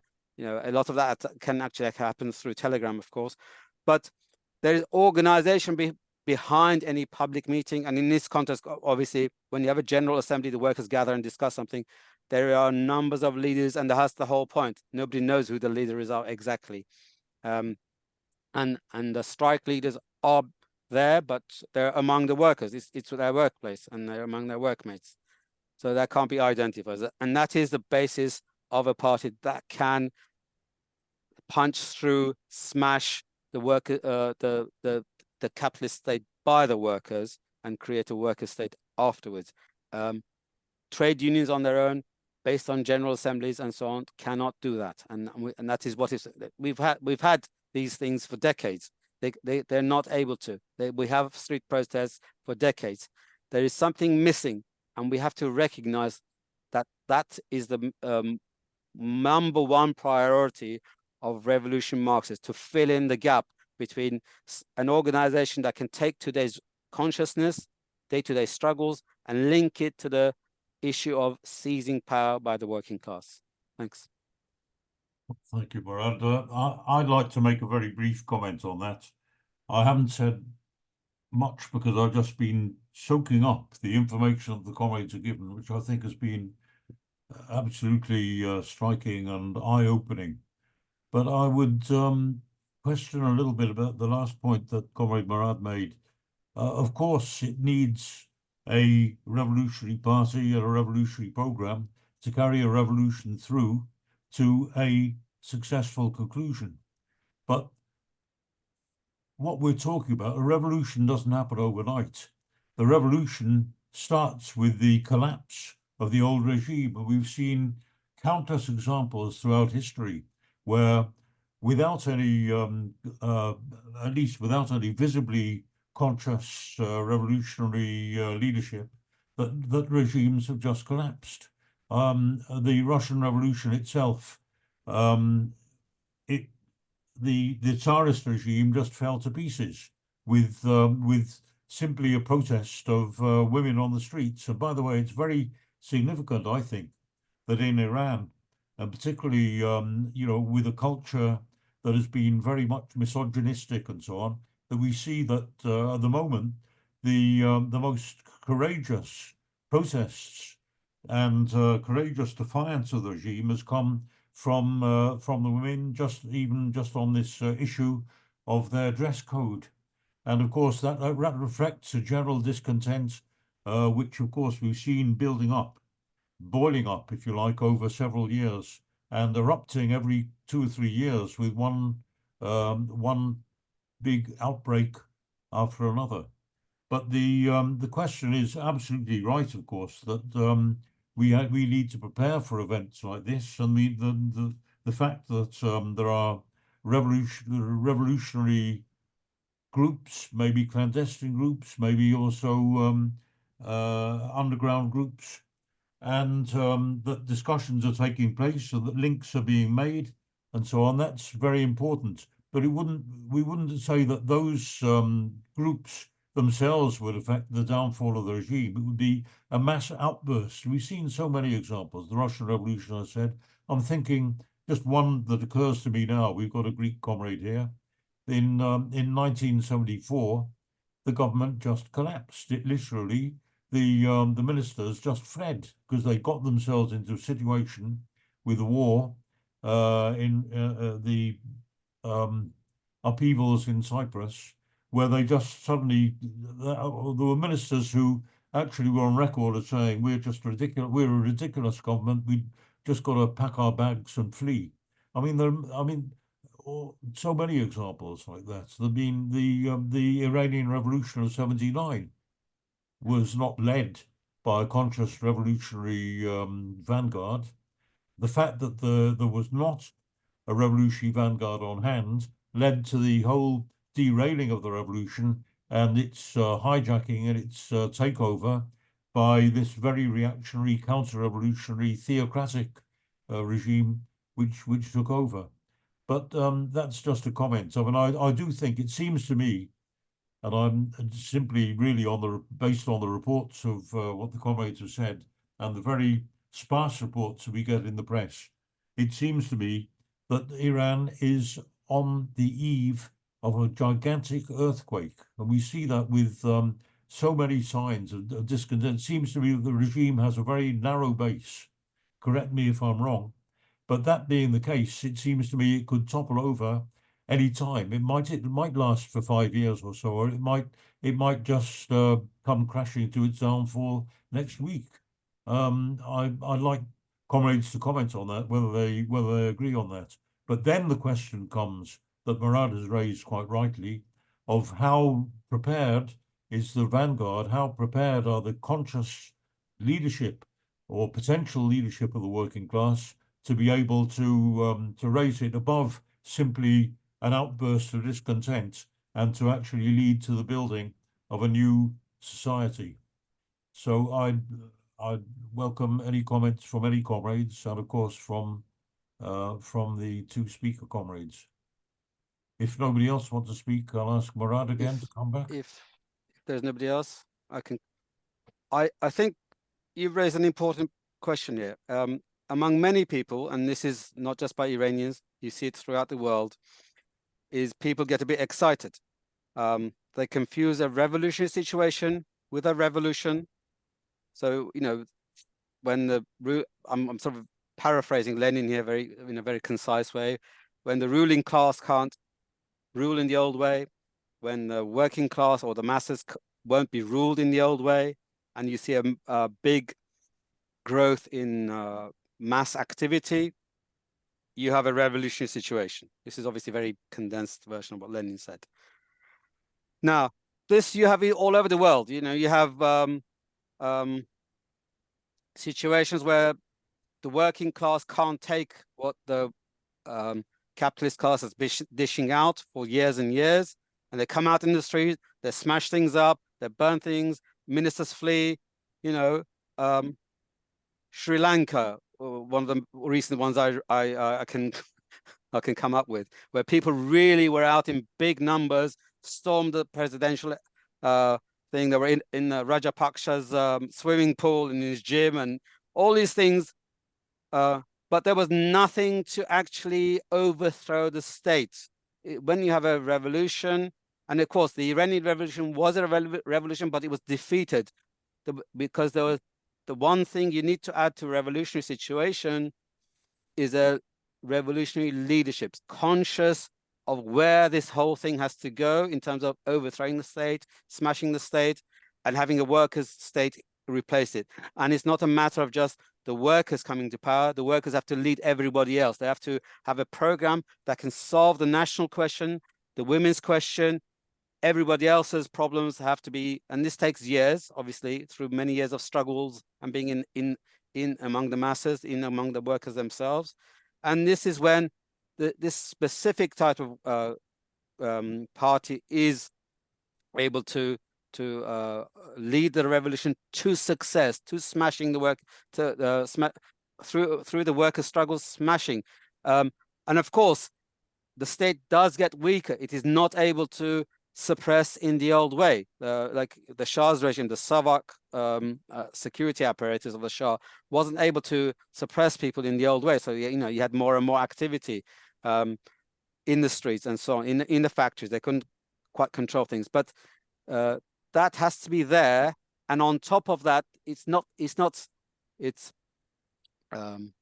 necessary. All these things are necessary. Street protests by women, students, workers, national minorities, but it's not sufficient. The thing that is the deal breaker, as it were, is to have a leadership that can go all the way up to and including smashing the state. That's the army, what is left of the army, security apparatus, and in Iran you have a whole lot of other things on top of the normal things that you have in a bourgeois society. You have the Pasdaran, Basij, all sorts of other, the intelligence ministry, all sorts of other repressive organizations, paramilitary things, and so on.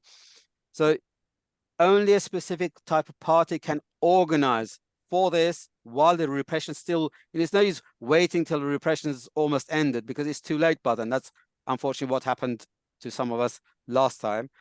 You have to prepare that while the repression is still on, while like now, you have to help the vanguard workers to start building their own party, the first cells, the first element of that party. Right now, waiting for the repression to end, for the security apparatus to fall apart, that's when you take advantage of the patient preparation you've done all this time. That is when you go from a few hundred, say, to hundreds of thousands, and then able to smash army and so on. And hopefully a lot of these people would have been demoralized, and you see that in many revolutions, the repressive apparatus isn't what it used to be. So it's a very specific party that has to do this, and it's workers. It's not people like me. It's the strike leaders and so on, but organized together in a special organization for a special task. The ultimate task is to take power through a whole series of experiences based on day-to-day struggles, but linking them to the next step with the ultimate aim of seizing power. And unfortunately, this is obviously painful for us. Things will happen. People will come out and protest on all sorts of things, but unless and until that party has been built, people will come out and get killed, repressed, and we will not have that. We have to have the party prepared from beforehand. I hope that puts my point of view clearer than before anyway. Thanks. Yep, thank you, Murad. Right, so anybody else want to come in? Can I just mention one thing? Sure. I think that what is being confused in here is perhaps something that we all have seen, the struggle for improvement of life. Is that okay? Can you still hear me? Because I think Yes, yeah, yeah, you can hear me. Sorry, I thought it was freezing. I think what we see is that the struggle for improvement and getting rid of the problems that one has predates capitalism. So it doesn't matter where we are. The struggle and the protest for change is continuous. It has always happened. The question of revolution, again, is something that may happen or may not happen. It's not something that you can say, oh, it won't happen. It does happen. It's outside anyone's control. Number three, as socialists, we want to plan for a revolution. That's a slightly different story. It's not to be confused by one. At the moment, you've got a society like Iran, where there are different parts of society who want to bring down the state. The question is not that only the workers want the state to go. That's not true. The same as Shah's regime. It wasn't only the workers who wanted Shah to go. There were other parts of even the bourgeois class who wanted it to go. And we got the same situation today. The question is not whether the Islamic Republic must go or must not go. The question is, in the struggle that is taking place, there is one alternative that is trying to retain the state as it is. And there is another one who wants something different. So the question, I think, is slightly posed wrongly. The whole idea, from what I understood, the permanent revolution is we continuously, permanently going through the revolution to actually improve and change. That's the idea. It's not the idea of stages. The question is, could we have a revolution in Iran tomorrow? Absolutely, we could. Is it going to be a socialist revolution? Well, that's a different question. But could a revolution occur? Yes. When that revolution occurs, when that change occurs, should it occur, then what would be the role of the working class in it?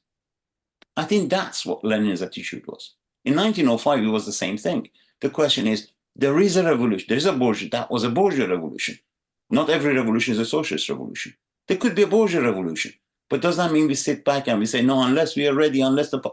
No, even before I remember even February 1917, Lenin says, well, it's not up to us. If it was up to us, we would have waited a bit longer. It happens. The question is, what is our politics towards it? And I think that's the whole idea of practicality of Marxism. The whole idea is there is nothing given.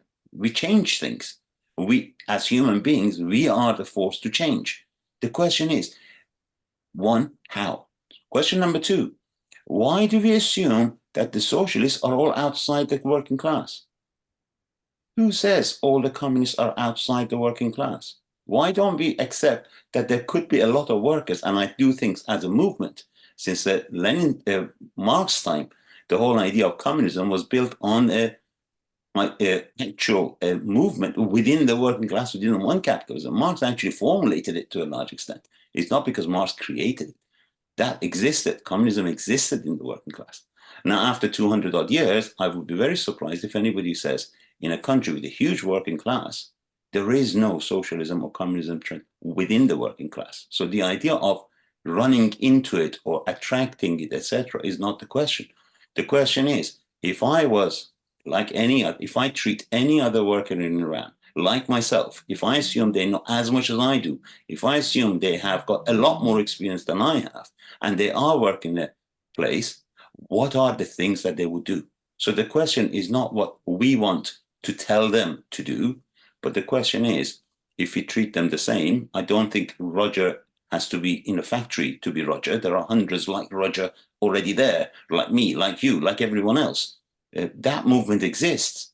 The question is, the issues that we're discussing are the issues which are in front of them and how they can overcome those barriers. That is the issue. That's why the question of links becomes an issue, not because we're in London. The issue becomes an issue because that's the issue they're facing.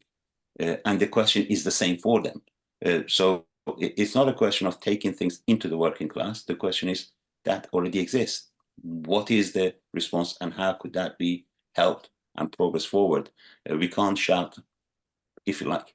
There was something you used to say, somebody used to say, we can't be ahead of our movement, put it this way, obviously. But at the same time, it's the wrong assumption to assume that socialism is outside the working class. That's it. This of course, is key to all our discussions, and of course, it's not at all confined to Iran, but it's very, very relevant and very. I think this discussion has thrown a lot of light on a number of issues. Dominic, is it Dominic or John? Dominic. Dominic. Just carrying on from what Aman was just saying. I mean, I don't know where you pick up your socialism if it's not at work. I mean, at work, you get involved in your union. When you get involved with your union, you start off thinking the gaffers are reasonable, and then you find out they're not. And then you start thinking, why is this process? And somebody will talk to you about socialism. Some other worker will raise the question of Marx and Engels and so on and so forth.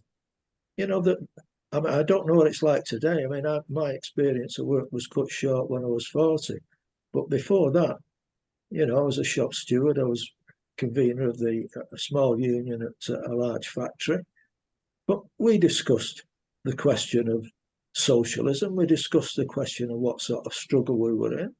The basic struggle you understood was that, as one of our stewards put it very crudely, the gaffers were out to screw us, and that was their function in life.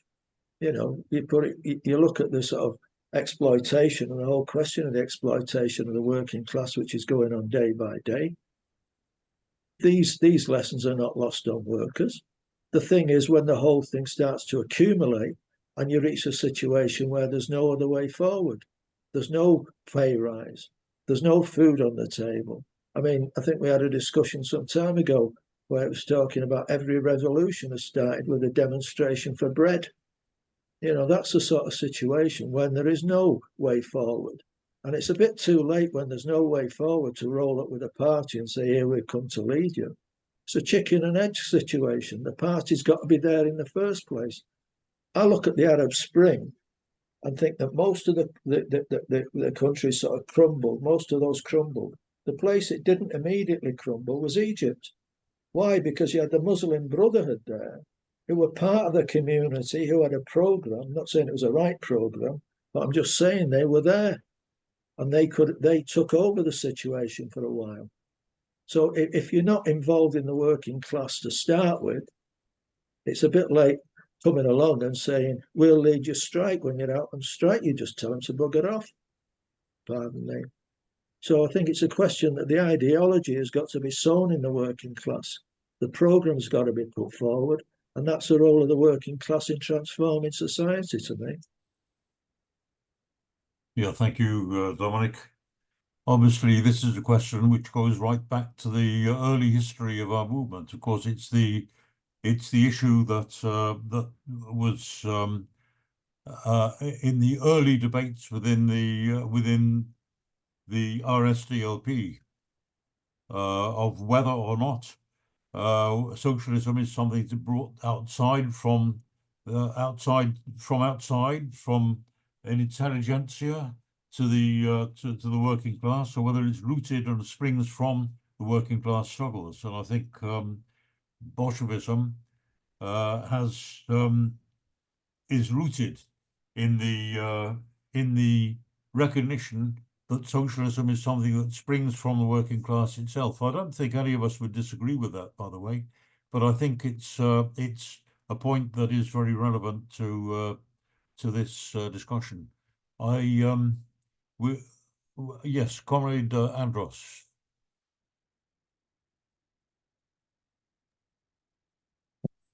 I'll be very short because I am middle comrade, so I don't have enough energy. But the point I want to raise is that I don't think there is a contradiction between expecting a revolutionary situation a revolutionary upheaval or a full revolution, let's say, in Iran in the next period. And at the same time, understanding that unless the people who are clear about the tasks, and in other words, the socialist activists, unless they are able to find ways to build inside Iran an organization,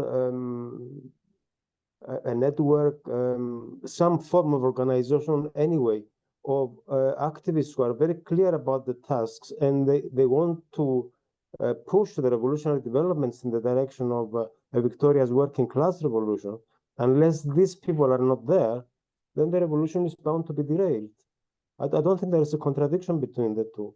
And I think it's important for all of us to make use of any links, contacts we have with Iranian activists to make our little contribution in this direction. Otherwise, it's going to be derailed, and we've seen it so many times. I mean, Comrade Dominic just mentioned the Arab Spring, the revolutions in North Africa, which were derailed, and in some cases, I mean, Syria and Libya, they ended up in a nightmare. And we had the mighty, I mean, if we go back some decades, I mean, there have been many revolutionary upheavals, as has been stressed, but what comes to my mind is the revolutionary developments in the Soviet Union in the 80s, late 80s, and which led to the collapse of Stalinism. But instead of moving in the working class in a democratic, in the direction of workers' democracy and a healthy socialist society, they ended up in capitalism. So that's a point I want to make, that I mean, we need to try to find ways to prepare forces on the ground in extremely difficult conditions, of course, so that when the Iranian Revolution takes place, because it's given all these contradictions, it's a matter of time, it will not be derailed again on the lines of capitalism of one form or another, and it could be an equally reactionary regime, you know, not Islamist, but still dictatorial, etc. We've seen that in the Arab Spring.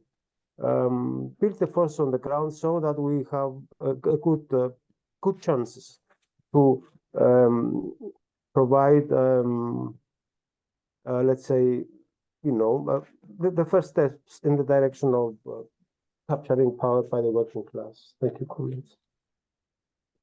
Thank you, Andrew.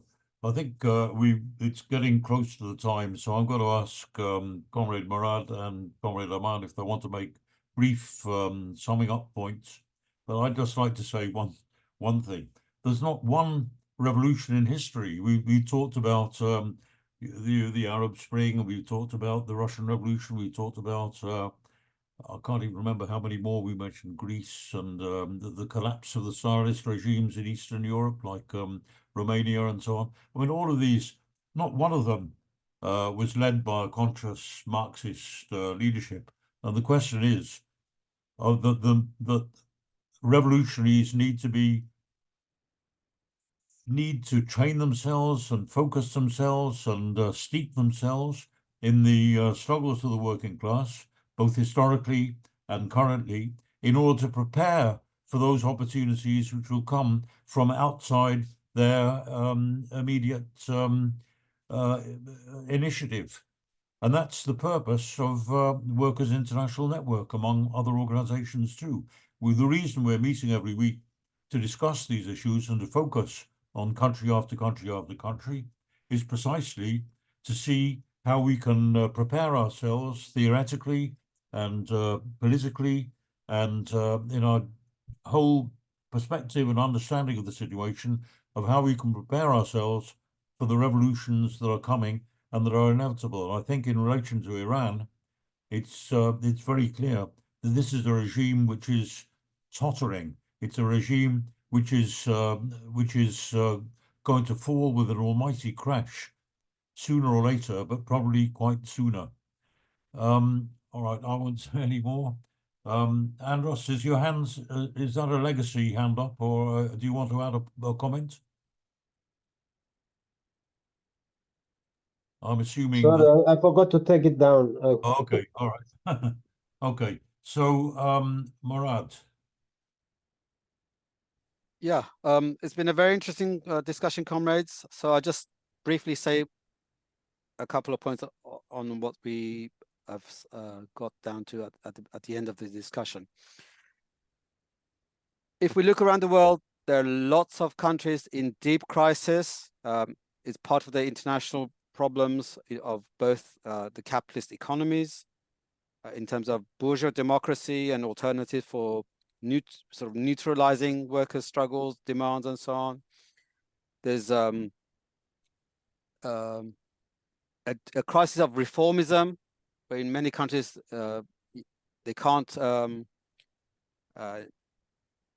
have the same effect that they used to have. People are breaking away from them, and at the same time, there's no revolutionary alternative, because basically we haven't been able to build such a thing that will answer their questions, solve their problems in relation to what they're really facing now, not just some historical quotes. If we take the case of Iran, there will definitely be more explosions, social movements. There might even come a point where the regime is not able to limp on anymore. And in that case, you would have another reactionary thing, maybe even more reaction. I mean, people thought the Shah was as reactionary as you can get, but having seen 45 years of this, you can see there's no limit. There's no limit to how much the bourgeoisie will smash the living standards and the rights of the workers and the masses to be able to survive. The question is, what happens when such an explosion, we can call it whatever, a situation where they can't control us and rule us like before? What happens then? If we just expect the people in the streets or a few strikes here and there to then be able to get to a situation where no other type of bourgeoisie can come back and rule, then I think we haven't learned the lessons of the whole of history, especially of Bolshevism. And we just have to look at they can come and reconstitute the state with a new guise. People put on turbans and wear their cloaks, and they change the bourgeois state to that form. They could any day shave their beards and go back to wearing ties like before. But that's not going to solve any of it. Things are going to get worse. And for that not to happen, for the workers to be able to be ready to take that decisive step of smashing the capitalist class and its state, they have to have a very specific type of organization that can do that. That's a Leninist party. We're not in any way apologetic about using that phrase. We're not exactly copying Lenin from 100 and something years ago. We are trying to apply the lessons of that to the Iranian situation today. The next revolution in Iran will not be a bourgeois revolution, no matter whoever calls it, that it could be half a step extra, 2 steps more, whatever. It's only going to be a one-step socialist revolution, or the bourgeoisie will come back. It's either going to, and no matter socialist phrases will solve the problem. You have to have a definite class program for achieving socialism, for getting to a worker state and starting the word revolution, because the only way that socialism in Iran can be created is to have a world revolution, and Iran can be the first step because of the national question spreading the revolution in the area, in the region. So there's not going to be a permanent revolution in Iran. There's not going to be a bourgeois revolution. All of those will end up in defeat. Revolutions can be defeated.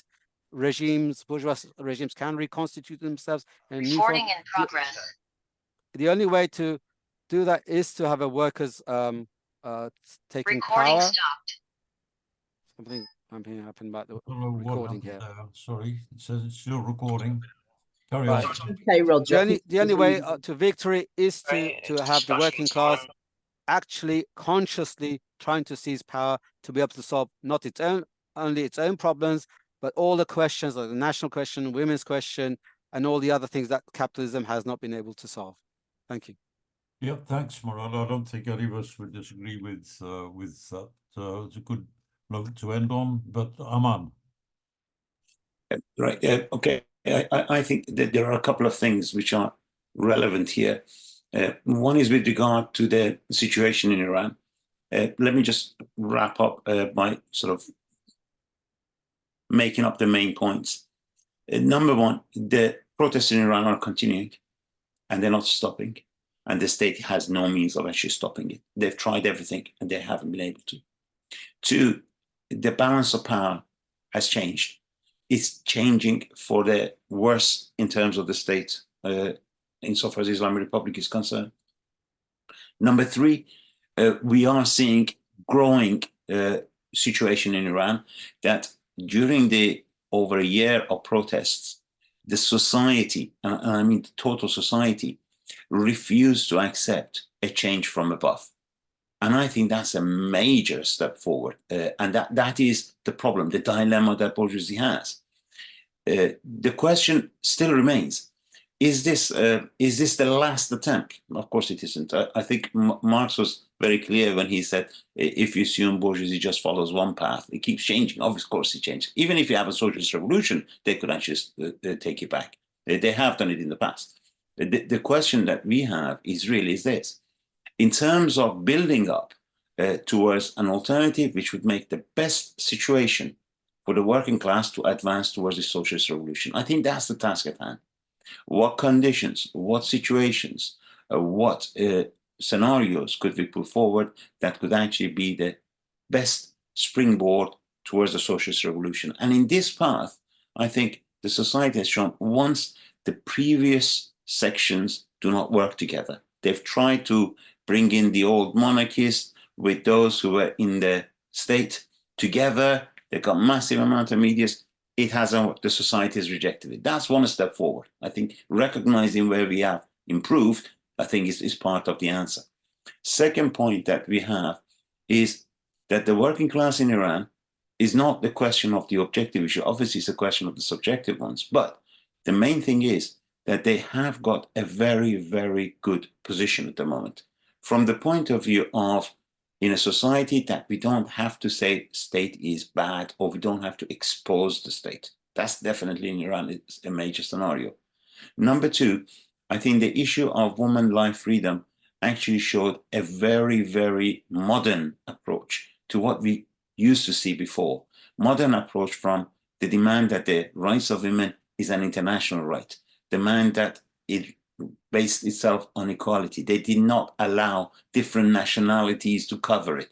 I think these are advances that were made, and we should build on those. Last but not least, the issue in terms of suppression is a major issue. The question that we have is that these are given facts. There is suppression. There is pressure by the state. There is a huge amount of protests taking place. How we actually move to the next step? I think these are the questions which are being asked. And in this path, there is one thing for certain. It's impossible for the working class in Iran not to feel isolated if it doesn't see support. And I think this is crucial. It is just as much for every state is the same for the working class. And I think the support that was shown in terms of the protest of the workers in Iran, the support that was shown even during the women life freedom, etc., across the world, it shows that there is support. And I think that is a huge boost. It's a huge boost, not because we produce a leaflet or we say we support it, but I think it's a huge boost because it actually recognizes itself among the rest. And I think this is something we have to build on. There are good opportunities there. There are lots of issues that can be discussed, but I don't think a lot of these issues are Iranian issues. I think a lot of these issues are the issues that we face everywhere else. To some extent, more or less. But I think having meetings like this is crucial as part of that. Thanks. All right. Thank you, Aman. Thank you, Murad. Thank you, everybody who contributed to a very interesting and important discussion. Just let you know about next week. Another society which is at boiling point, which has not been reported in the press, but in Nigeria, there is a catastrophic economic crisis And we're very, very lucky to be able to have a comrade from Nigeria, a comrade who's in Nigeria, a worker activist who'll be speaking to us next week. So I hope to see everybody there.